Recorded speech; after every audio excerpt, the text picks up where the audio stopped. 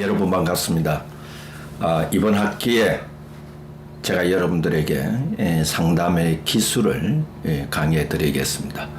제가 이번 학기에 동일교회 부설 프로이트 전문 신학원에서 강의할 과목은 상담의 기술입니다. 제가 여러분들에게 이 상담의 기술을 강의하기 전에 먼저 저에 대해서 간단하게 소개를 해 드리겠습니다. 저는 계명대학교 기독교학과에서 상담학을 가르치고 있습니다. 특히 우리 계명대학교는 125년 전에 북장로교 선교사님에 의해서 창학된 기독교 대학입니다. 그 안에 기독교학과 곧 신학과가 있습니다. 학부에는 기독교학과가 있고 또 대학원에는 연합신학대학원의 신학과와 기독교 상담학과가 있습니다. 일반 대학원에는 박사 과정에 또 기독교 상담학 전공자들이 있습니다. 제가 그곳에서 기독교 상담학 또 상담학을 가르치고 있습니다.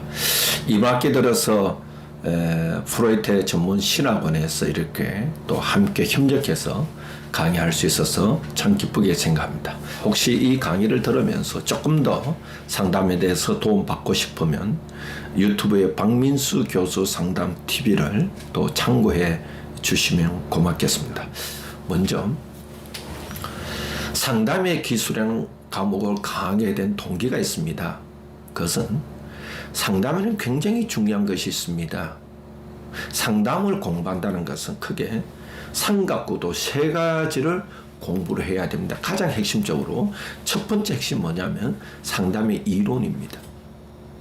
두 번째 핵심이 상담의 과정입니다. 세 번째 핵심이 상담의 기술입니다.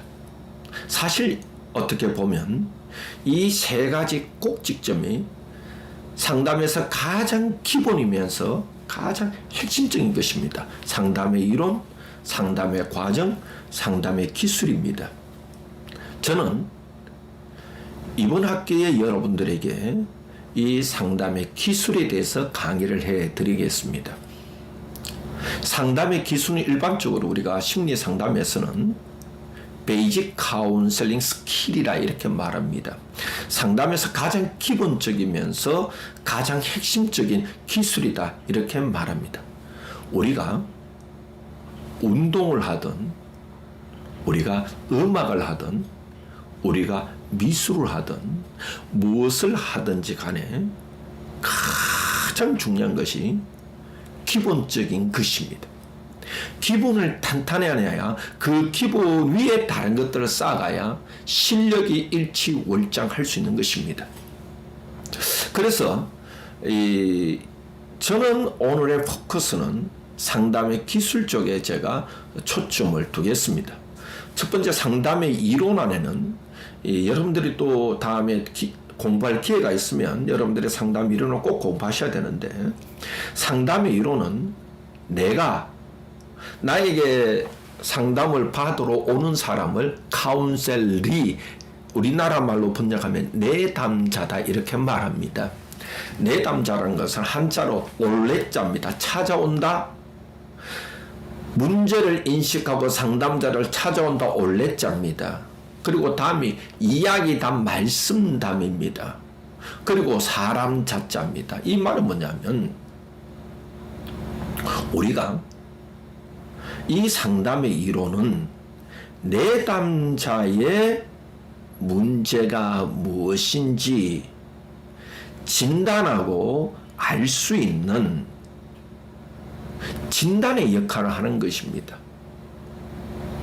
그래서 상담 이론은 굉장히 중요합니다. 또 이론 안에 그러면 우리가 내담자의 문제를 임상적으로 진단을 했다면 그 문제를 어떻게 치료할 것인가? 치료의 방법이 있죠. 치료의 방법이 상담에서 말하는 기법입니다. 그래서 상담의 이론과 기법을 합쳐서 이 상담의 이론이다 이렇게 말합니다. 우리가 이론을 공부하다 보면 머리가 굵어진다.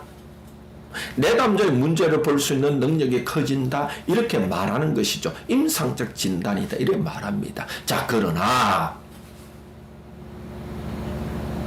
내가 내담자의 문제를 임상적 진단을 했다 할지라도 내담자를 어떻게 처치할 것인가, 어떻게 치료할 것인가, 내담자 문제 어떻게 고쳐줄 것인가 라고 했을 때에 내가 그것을 고쳐줄 수 있는 실력을 내가 연마해야 됩니다. 그래서 이것을 상담의 실제다 이렇게 말합니다. 그래서 상담을 한다고 한다는 것은 내가 학문을 통하여서, 책을 통하여서, 또 여러 학자들을 통하여서 이론을 공부합니다. 이론 안에 있는 기법을 공부합니다. 그러면 내가 이론을 공부하고 기법을 공부하였으면 내가 실제로 내담자의 문제를 해결해주고 내담자를 변화시켜주고 내담자의 어떤 심리적인 고통과 우울증, 공황장애, 강박장애를 치료해주기 위해서는 내가 현장에서, 내가 이 캠퍼스 안에서, 내가 교실 안에서, 내가 강의실 안에서 배웠던 이론과 기법을 실체적으로 연마를 해야 되는 것이죠. 연습을 해야 되는 것이죠. 그 기법들을 내 몸에 체득해야 되는 것이죠. 이것이 실제라고 말합니다. 그래서 저는 이번 강의를 통해서 여러분들에게 실제 중에서, 상담의 실제 중에서 가장 기본적인, 가장 핵심적인 상담의 기술을 제가 강의해 드리겠다 이 말입니다. 제 강의의 특징입니다. 제 강의의 특징은 제가 세 가지를 말해 드리겠습니다. 첫 번째입니다. 실제적인 기술입니다. 앞에서도 말했지만 상담은 이론과 실제가 있다는데 실제적인 기술입니다. 바로 사용할 수 있는 기술입니다. 두 번째입니다. 도식화된 기술입니다. 제가 이 상담의 기술을 제가 어떻게 하면 이 상담을 공부하는 사람들에게, 또 관심 있는 사람들에게, 학생들에게 어떻게 하면 좀 쉽게 접근하게 할 수 있을까 굉장히 고민을 했습니다. 그래서 좀 수학 공식처럼 만들어 보자. 그래서 교재를 통하여서나 아니면 유튜브를 통하여서나 공식화된 것을, 공식화를 만들어서 그들에게 설명하게 해주자. 왜냐하면 제가 이 중학교, 고등학교 때, 특히 중고등학교 때 무협지를 많이 읽었습니다. 무협지를 읽다 보면 뭔가 쿵어라든지 태권도라든지 이 금도라든지 이런 걸 배울 때는 교본이 있습니다. 그 교본을 보면, 그림 따라서 이렇게 하다 보면 그 기술을 내가 스스로 터득할 수 있습니다. 그와 똑같은 것입니다. 그래서 저는 굉장히 고민했습니다. 야, 상담의 기술이다, 대화의 기술이다, 커뮤니케이션 기술이다. 어떻게 공식할 수 없을까? 도식할 수 없을까? 여러 가지 무술의 교본처럼 만들 수 없을까 고민하면서 오늘 강의의 특징이, 이번 학기 강의의 특징이 공식화된 기술을 제가 만들었습니다. 세 번째입니다. 그럼 공식을 만들었다면 어구를 만들어 보자. 여러 가지 상담 기술이 있는데 문장을 만들어 보자. 문장을 만들어서 그 문장을 외우게 하고, 외우게 한 것을, 이것을 그 문장 안에 넣어보자 해가지고 제가 제 나름대로 이 공식을 만들고 어구를 만들었습니다. 사실 이 공식화된 이 상담의 기술은 단순한 이론이 아닙니다. 실제입니다. 기술입니다. 기술은 연마를 해야 됩니다. 기술은 내 몸에 체득을 해야 됩니다. 탁월한 상담자가 되는 길은 수많은 심리 상담 이론을, 기독교 상담 이론을 내가 공부를 하고, 그래서 내 눈이 뜨이고 임상적 진단을 할 수 있는 역량을 갖추고, 그리고 가장 기본적인 상담의 기술을 내가 몸에 익혀야 됩니다. 그래서 공식화된 상담 기술은 두 번째, 지도와 같은 역할을 할 것입니다. 지도와 같다. 요즘에 뭐 지도와 같다라고 말하면 참 헷갈리지만 뭐 내비게이션과 같다 이렇게 말할 수 있겠나요? 또한 건물을 건축할 때에 조감도와 같다, 설계도와 같다 이렇게 말할 수 있는 것입니다. 그러면 우리가 이 공식화된 상담 기술을 익히기 위해서는 뭐 할까? 훈련과 연습밖에 없습니다.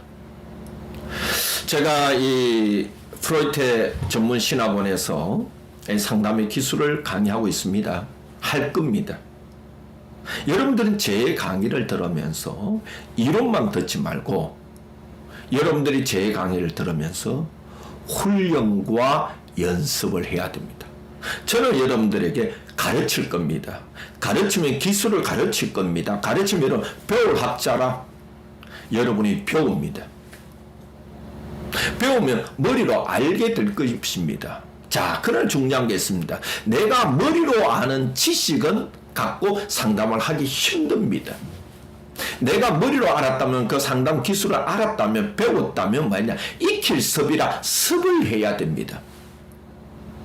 습을 하는 방법이 그 기술을 몸에 익혀야 됩니다. 익히는 방법은 훈련과 연습을 해야 되는 것이죠. 훈련과 연습을 통하여 덕이라 얻을 덕이라 습덕이라 내가 그 기술을 몸에 익혔을 때에 몸에 얻었을 때에 얻는다. 얻었을 때에 내가 그 기술을 자유자재로 사용할 수 있는 것입니다. 그래서 여러분들이 이번 학기 동안에 제 강의를 들으면서 제가 가르치면 여러분이 1단계 배울 학자라 잘 배우시고 2단계 익힐 습자라 익히시고 3단계 얻을 덕이라 몸으로 그 기술을 얻기 바랍니다. 그래서 여러분들이 상담 기술을 습득을 한다는 것은 여러분들이 효과적인 상담 관계를 맺게 되는 겁니다. 또 다른 말로 하면 여러분들이 상담 기술을 습득을 하게 되면 탁월한 상담자가 될 수 있는 것입니다. 자, 제가 여러분들에게 이번 학기 동안에 상담의 기술을 강의하는 동기와 목적과 목표를 강의해 드렸습니다. 오리엔테이션은 이것으로 끝내고 이제 또 본격적인 강의로 들어가 보겠습니다. 화면을 한번 보시죠. 제가 세 단어를 기록해 두었습니다. 첫 번째 단어는 스피치입니다. 두 번째 단어는 커뮤니케이션입니다. 세 번째 단어는 카운셀링입니다. 여러분이 이 차이를 아시겠나요? 스피치는 연설입니다. 말하기입니다. 커뮤니케이션은 의사소통입니다. 카운셀링은 상담입니다. 이 세 스피치와 커뮤니케이션과 카운셀링 즉 말하기와 의사소통과 상담의 공통점과 차이점이 있습니다. 질문 드리겠습니다. 여러분들 한번 강의를 들으면서 한번 생각해 보시기 바랍니다. 스피치와 커뮤니케이션과 카운셀링의 공통점은 무엇이겠습니까? 네, 아마 여러분들은 마음속으로 또 머릿속으로 생각을 할 것입니다. 네, 고맙습니다. 그러면 두 번째, 차이점은 무엇이겠습니까? 네, 고맙습니다. 먼저 스피치와 커뮤니케이션과 카운셀링의 공통점이 있습니다. 그것은 말입니다. 스피치도 말입니다. 커뮤니케이션도 말입니다. 카운셀링도 말입니다. 자, 그러나 차이점은 분명히 있습니다. 누가 말하느냐? 1번 누가 말하느냐? 2번 목표가 무엇이냐에 의해서 차이점이 나온다는 것이죠. 먼저 스피치입니다. 스피치를 뭐라고 말할 수 있을까? 웅변, 연설, 또 말하기 이렇게 표현할 수 있겠죠. 스피치는 먼저 첫 번째, 내가 말을 하는 것입니다. 내가 상대에게 말을 하는 것이죠. 목표는 상대를 설득을 시키는 것입니다. 그래서 이것을 소피스트들이, 고대 철학자 소피스트들이 했던 것이 웅변술이죠. 그래서 아리스토텔레스는 이 소피스트들 중에 소피스트잖아요. 그래서 웅변술을 모아가지고 수학을 만들었습니다. 닦을 숫자, 말 살자, 배울 학자입니다. 이걸 1970년대에는 70년에 들어와서는 미국의 하버드 대학교 오토랑크 랭거 교수는 이 설득의 심리학이라는 책을 만들어내죠. 그래서 상대를 설득하는 기술이 뭐냐라고 했을 때 이 설득의 심리학의 기초가 수사학의 기초가 되어 있습니다. 수사학은 웅변술입니다. 말을 잘하는 것입니다. 목표는 설득입니다. 커뮤니케이션입니다. 이 커뮤니케이션이 일반적으로 우리나라에서 번역할 때는 의사소통이다 이렇게 말하죠. 사실 이 소통을 한다는 것은 생각보다 쉽지가 않습니다. 가족관계라든지 부모 자녀와의 관계, 아내와 남편의 관계, 또 친구 관계, 또 교우 관계, 여기서 핵심은 우리 모두 다 소통임을 알고 있습니다. 소통인데 도구가 뭐냐? 의사소통이라, 말의 소통이라, 이것이 되는 것이죠. 이것이 커뮤니케이션입니다. 우리가 이것을 의사소통이라도 말하기도 하고, 또한 우리가 다르면 대화다라고 말하기도 합니다. 이 커뮤니케이션, 의사소통은 주어가 다릅니다. 상대방이 말을 하는 것입니다.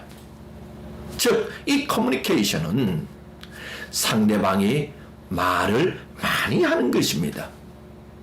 목표는 뭐냐? 소통이죠. 소통입니다. 즉, 그러면 커뮤니케이션은 뭐냐? 내가 상대방이 말을 많이 하도록 도와주는 것, 이것이 커뮤니케이션입니다. 왜요? 목표가 뭡니까? 목표라는 것은 그 사람과 내가 말이 통하기 위해서입니다. 말이 통해야 마음이 통하고, 마음이 통해야 생각이 통하고, 생각이 통해야 합일이라 하나가 될 수 있는 것이죠. 이것이 커뮤니케이션입니다. 그럼 앞에 보시죠. 카운셀링은 뭐냐? 카운셀링이 뭐냐를 했을 때, 카운셀링을 우리나라 말로 번역했을 때 심리 상담이다 이렇게 표현합니다. 상담이다. 서로 상자 말씀담이라. 서로 만나서 이야기한다. 사실 이 카운셀링이라는 단어가 다양한 분야에서 이렇게 사용되고 있습니다. 뭐 여러분 아시지만 뭐 부동산 상담, 재테크 상담, 재무 상담, 뭐 진로 상담, 진화 상담, 이런 용어로 많이 사용되고 있죠. 그래서 제가 이번 학기에 여러분들에게 강의해 드릴 이것은 다른 그 무엇이 아니라 뭐라고 말할 수 있는가 하면 이것은 곧 심리 상담이다 이렇게 말할 수 있는 겁니다. 심리 상담이라는 것은 우리 사람들의 지, 정, 의를 얘기하는 것이죠. 지, 인지적인 차원, 정, 정서적인 차원, 의지적인 차원을 다루는 것이다. 그래서 행동의 변화 쪽까지 있다 이렇게 말하고 있는 것이죠. 사실 기독교 상담이라고 말했을 때는 이 기독교 상담에서는 이것을 뭐라고 말할 수 있는가 하면 기독교 상담에서는 영적인 차원까지 다룬다 이렇게 말하는 것이죠. 그래서 이 심리 상담은 이 내담자가 스스로 자신의 문제를 인식하고 상담자를 찾아와서 문제를 해결하고자 하는 것, 심리적인 문제를 해결하고자 하는 것, 이것을 심리 상담이다 이렇게 말합니다. 사실 심리 상담의 방법은 내담자가 말을 많이 하는 겁니다. 내담자가 말을 많이 하면서 자신의 문제가 무엇인지 깨닫고, 이것을 우리가 자각이라 말하죠. 그러면서 자신의 문제를 깨닫고 그 문제의 치료 또는 변화에 초점을 두고 있는 것이 카운셀링입니다.